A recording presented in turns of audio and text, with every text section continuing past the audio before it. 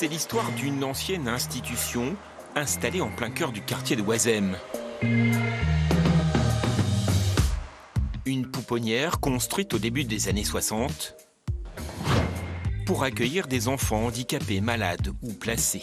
Fermée en 2014, elle est restée à l'abandon jusque l'année dernière. Depuis, les artistes locaux comme le Lillois Jean-Charles Faré s'y succèdent en résidence. La pouponnière reprend vie. Moi, je suis passionné du vivant et du végétal.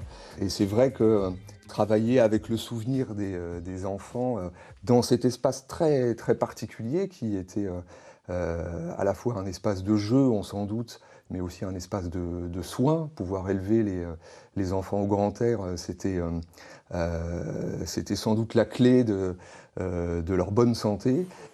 Et c'est logiquement dans le jardin, ouvert depuis peu aux habitants du quartier, que l'artiste a trouvé son inspiration.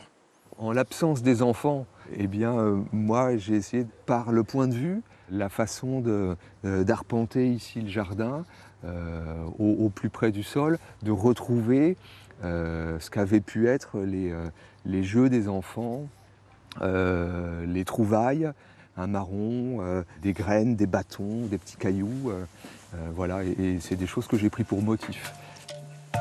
Jean-Charles peint, moule, assemble, toujours en lien avec l'histoire du lieu. À partir de draps, de thé d'oreiller, de lits d'enfants, j'ai fait tout ce travail-là à partir des ombres portées des feuillages des arbres au jardin. Ouais.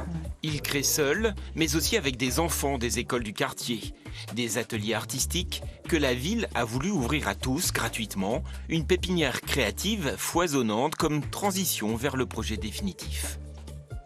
Il y avait effectivement la volonté municipale d'avoir ici, dans cette pouponnière, un lieu culturel à destination des jeunes et des moins jeunes et des familles. Dans le projet d'origine, effectivement, nous souhaitions accueillir ici l'école de musique agrandie de Oisem et puis également une maison des parents. En attendant la prochaine phase de rénovation, les murs se parent des dessins de Fabien Zwinguedo, inspiré lui aussi d'objets trouvés dans l'ancienne pouponnière. Un autre passeur de mémoire.